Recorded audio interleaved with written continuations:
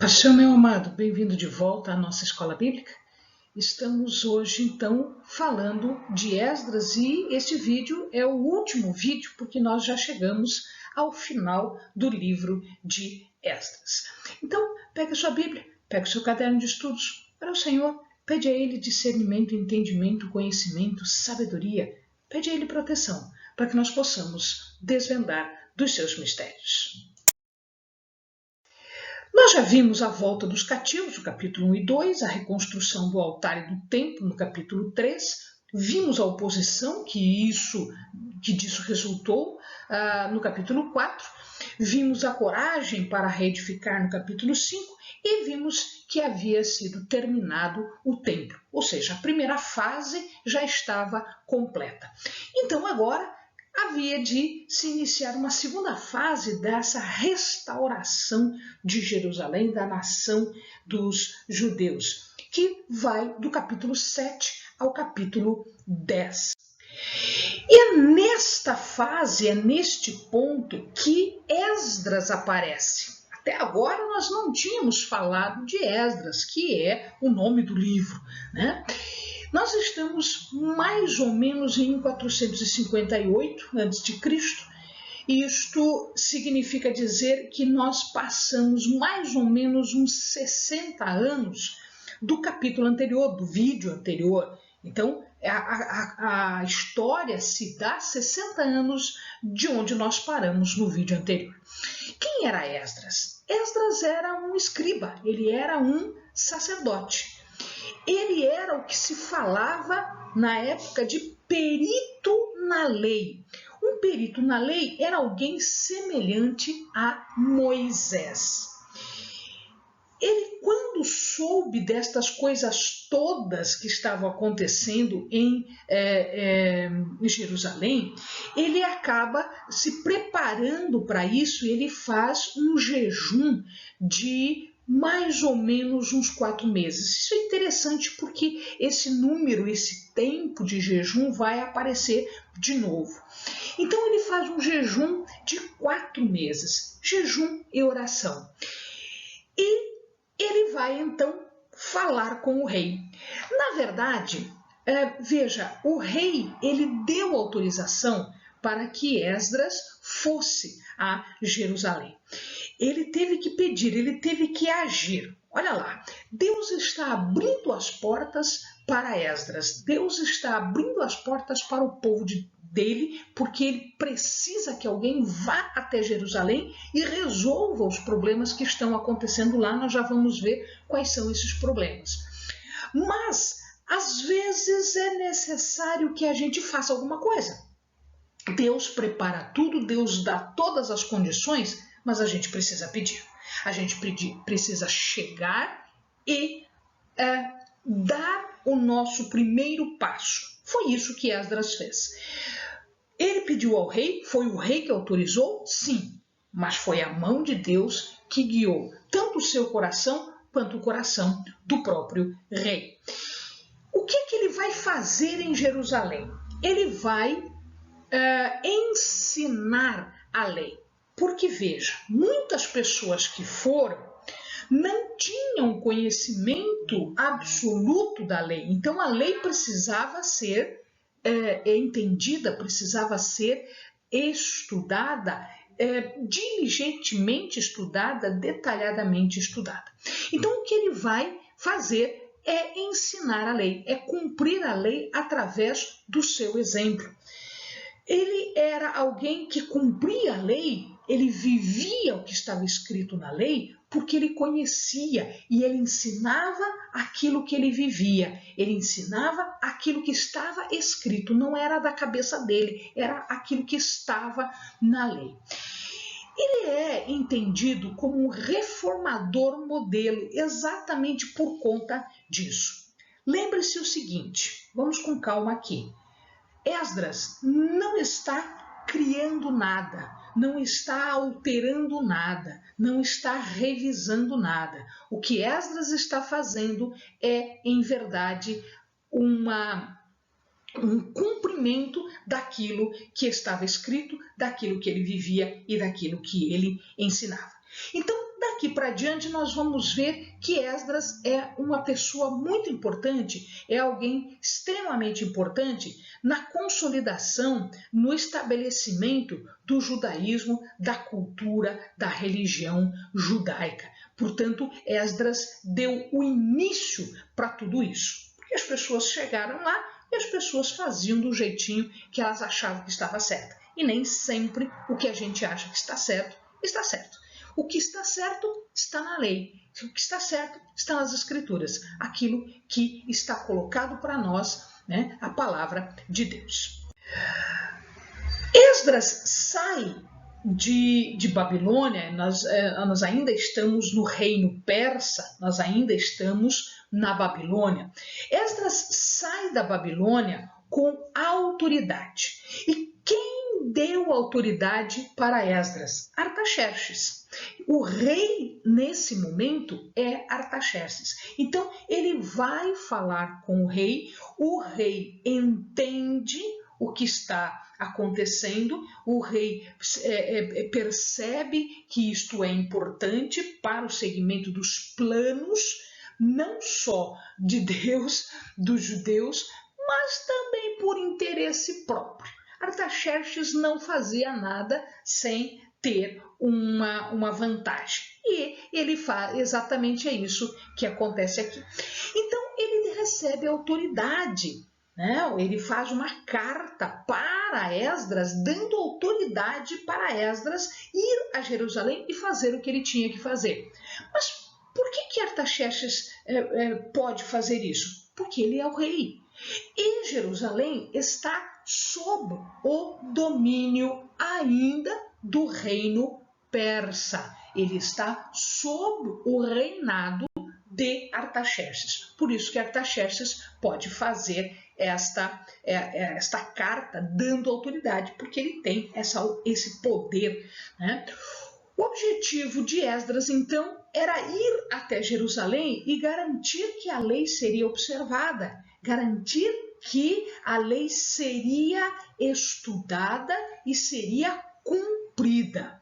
E olha que coisa interessante, Artaxerxes foi movido, o coração de Artaxerxes foi movido de uma tal maneira que ele ainda, por cima, ele dá dinheiro para Esdras levar, ele dá mais utensílios, eles encontram mais utensílios, vejam que já havia sido levado antes, na primeira viagem já havia sido levada, e ele dá de novo outros utensílios que foram encontrados, de ouro, de prata, mais dinheiro para os sacrifícios, para os custos, não só da viagem, como da missão de Esdras lá. Ele dá ainda autoridade para Esdras, que Esdras possa pedir mais dinheiro, pedir mais condições para fazer o que ele tem que fazer. E dá poderes para Esdras isentar os oficiais do templo, porque todos naquela época pagavam impostos colocados por Artaxerxes, porque ele era o rei que dominava toda aquela área. Então, ele dá poder para Esdras, para que Esdras diga quem está no templo, quem está em missão, quem está na obra, não precise pagar imposto para o rei. E ele recebe mais uma coisa. Olha lá, quanta coisa que Esdras consegue de Artaxerxes. Ele consegue também poder para estabelecer um sistema judicial. Ah, mas isso é importante? É importante. Por quê? Como o reino da Pérsia dominava aquela região, quem fazia todos os julgamentos, quem dava a justiça, quem aplicava a justiça para os homens, a justiça civil, era o reino. Portanto, eram os homens de Artaxerxes que faziam isso. O que Artaxerxes fez? Ele deu este poder para Esdras. Esdras podia agora distribuir, estabelecer um sistema judicial especificamente para o povo de Deus.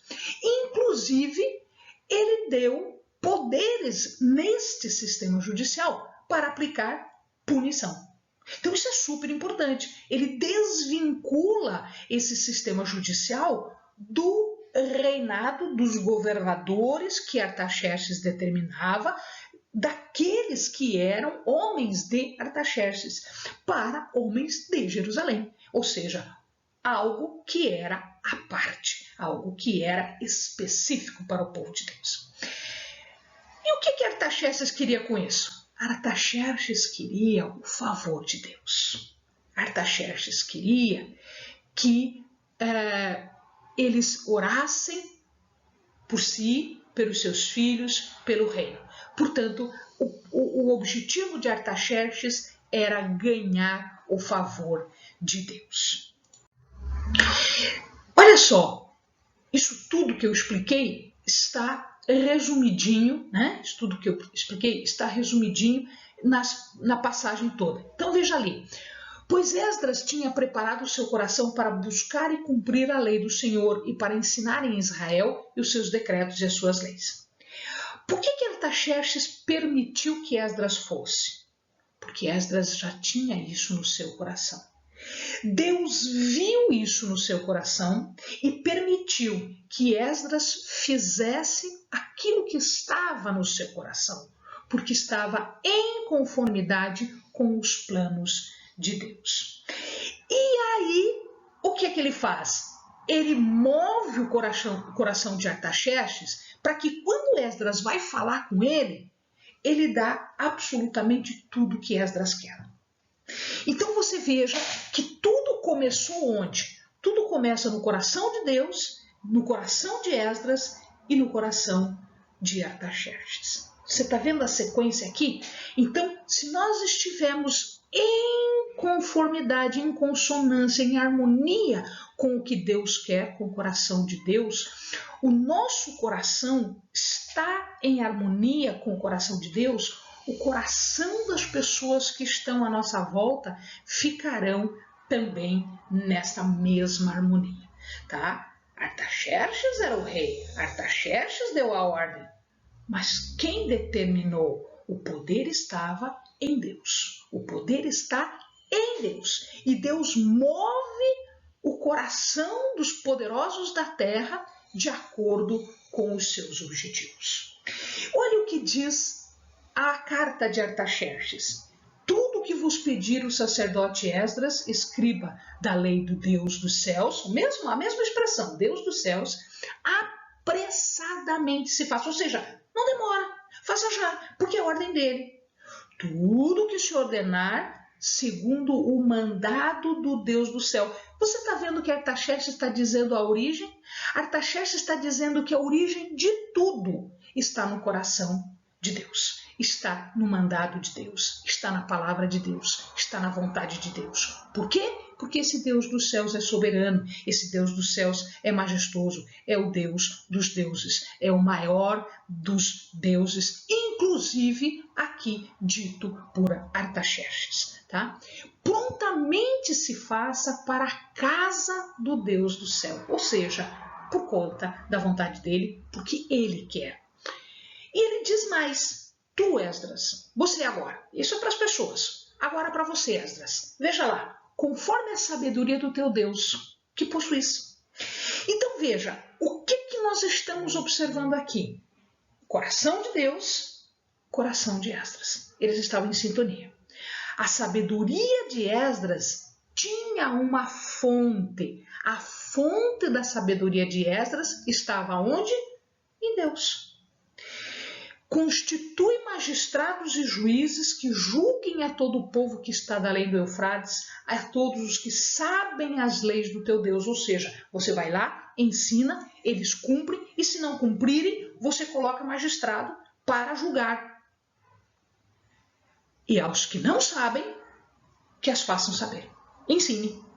Então, esta era a missão de Esdras, porque já era da vontade de Deus, porque já estava no coração de Esdras, então Artaxerxes dá a ordem para que todos os homens saibam, que às vezes a gente precisa que o homem saiba.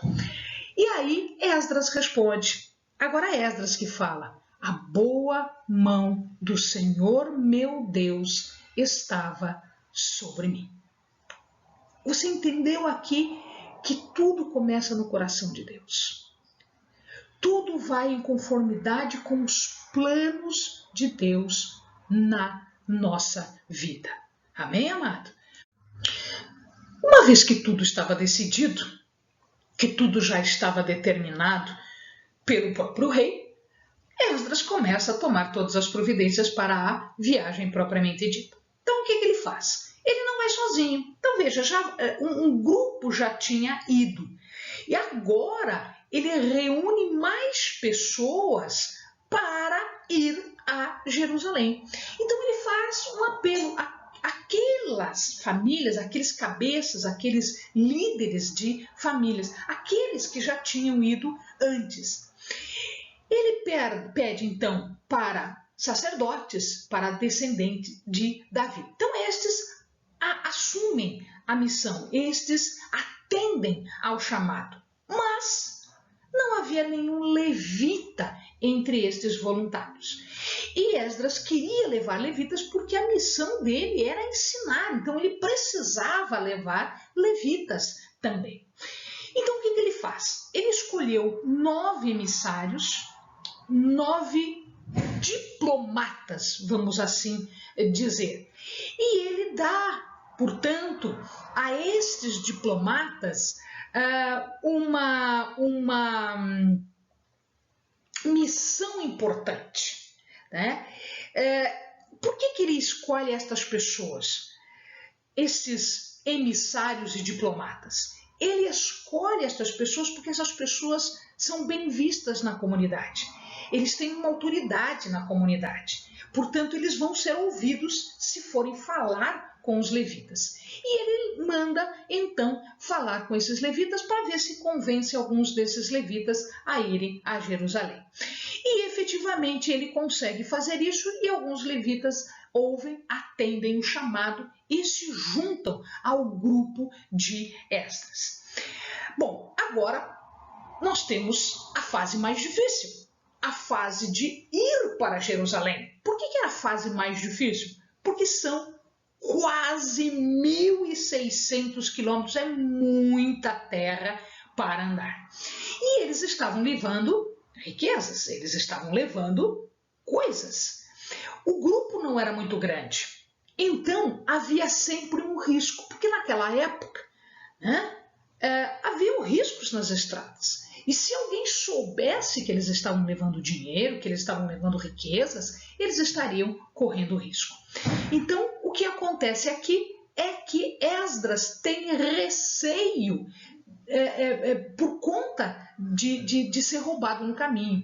Mas ele não quer que o rei mande guarda armada. Por que ele não quer? Porque ele sente vergonha, ele está dizendo que era Deus que protege, que Deus estava com ele, que Deus estendia a mão e que Deus o protegia, e daí ele vai pedir guardas? Então ele ficou assim. Só que ele ora a Deus e pede: Senhor, eu não pedi guardas, eu dispensei as guardas, o Artaxerxes queria me dar, mas o rei queria, mas eu acho que o Senhor é poderoso o suficiente. Se for poderoso para mexer no coração do rei, imagina se não é poderoso para me guardar até lá. Então ele ora, ele pede bênção, ele pede proteção e efetivamente eles vão sem problema nenhum, eles andam todo esse caminho sem problema nenhum.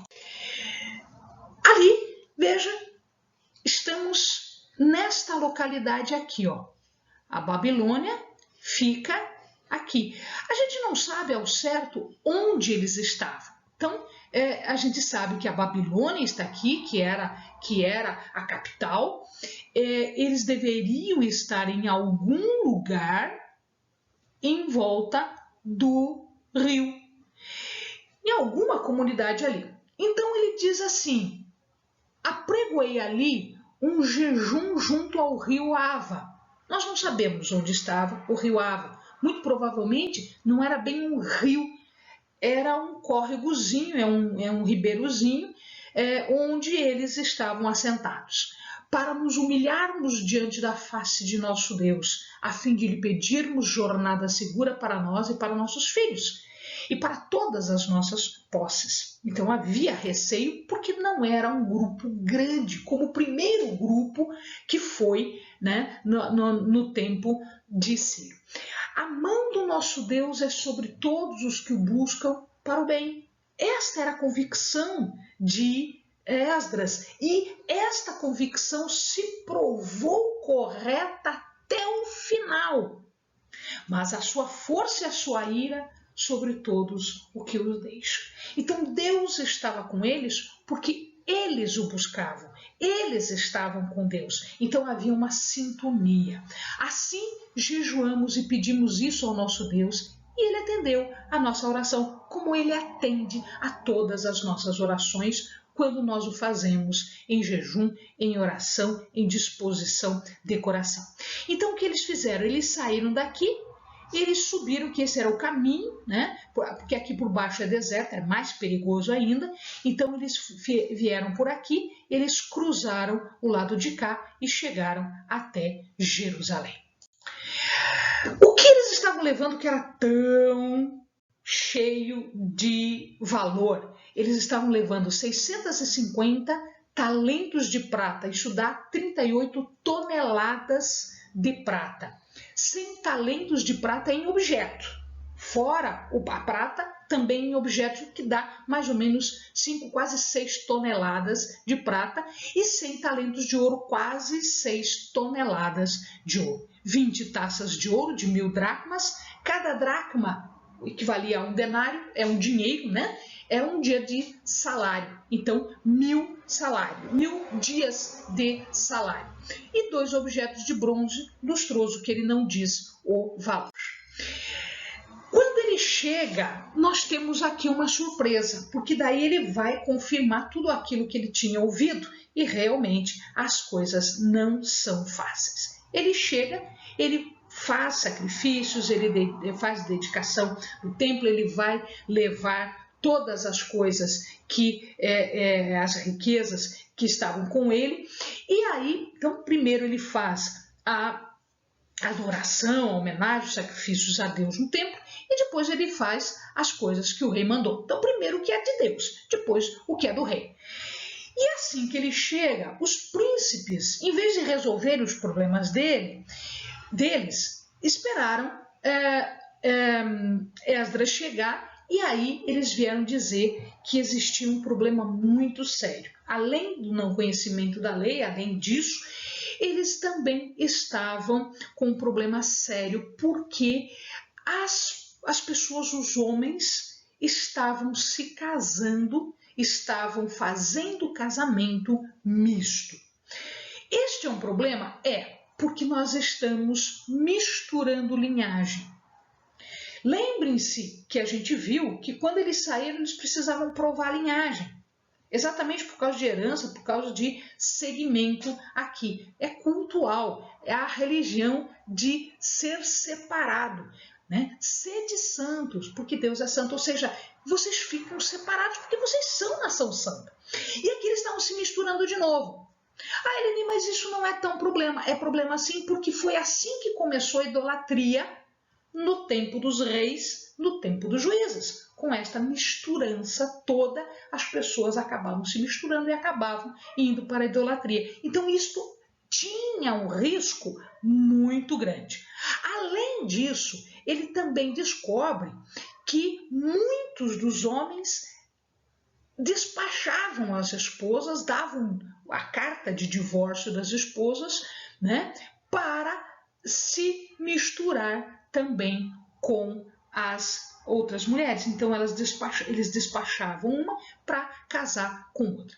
Ora, ele ficou muito preocupado, muito tocado com isso, aflito até um monte, e significa que ele rasga as vestes, ele arranca os cabelos e a barba. O que isso significa? Significa que isto é um sinal de aflição. Ele ora, confessando os pecados do povo, confessando os pecados, ou seja, ele apresenta esta vergonha, esta culpa, tá? E relembrando a razão pela qual eles foram cativos, que foi exatamente isso. Ou seja, o povo estava se colocando de novo numa situação de risco, uma situação de perigo em que Deus poderia puni-los a qualquer momento. Esdras, então, ele espera que os principais que vieram conversar com ele tomem uma decisão. E efetivamente eles fazem isso. Foram eles que sugeriram o divórcio. Foram eles que sugeriram o divórcio. E aí nós temos essas duas passagens aqui que comprovam esta situação. Diz ali, faça-se conforme a lei. Ele não foi lá para explicar a lei? Foi. Ele não foi lá para cumprir a lei? Foi. Então, faça-se conforme a lei. E aí as pessoas, né? Ele ficou tão aflito, ele ficou tão depressivo, que as pessoas disseram, levanta-te, levanta porque é a ti que pertence esse negócio. Como assim a Esdras que pertence? Ué, Artaxerxes não tinha dado poder para ele? Se Artaxerxes deu esse poder, ele é que tinha o poder. Era ele que tinha que fazer, ele que era o representante, ele que foi chamado por Deus e, portanto, é ele que tinha que fazer. Então, levanta, vai e faz, porque nós vamos estar contigo. A liderança falou isso. A gente vai estar com você. Você tem autoridade, a gente está com você. Portanto, ser forte e age. Às vezes, meu amado, nós temos que nos levantar e fazer contrário àquilo que está sendo feito, porque está errado. Então, na verdade, Esdras tinha que se levantar contra o erro. Esdras tinha que se levantar contra o pecado. Ele chama todo mundo, explica todo mundo, as pessoas entendem, algumas não. Algumas levantam aí uma revolta. Mas a maioria entende isso e começa a se fazer, então, as cartas de divórcio. Então, começa a se efetivar a separação da nação santa dos gentios. Isso não era tanto que não dava para fazer num dia ou dois. Eles demoraram 3 meses para fazer, 3 meses para acertar tudo. E aí, rompeu-se. Inicia-se agora a separação do que é santo e do que é profano, do que é santo, do que é divino, do que é mundano. O rompimento se inicia inclusive pelo sacerdote, tem que iniciar em casa, tem que iniciar por aqueles que deviam saber que estavam fazendo coisa errada.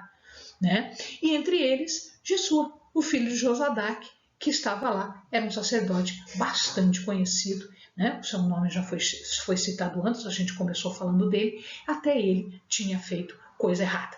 E aí começa a se fazer essa separação e é aqui que o livro termina.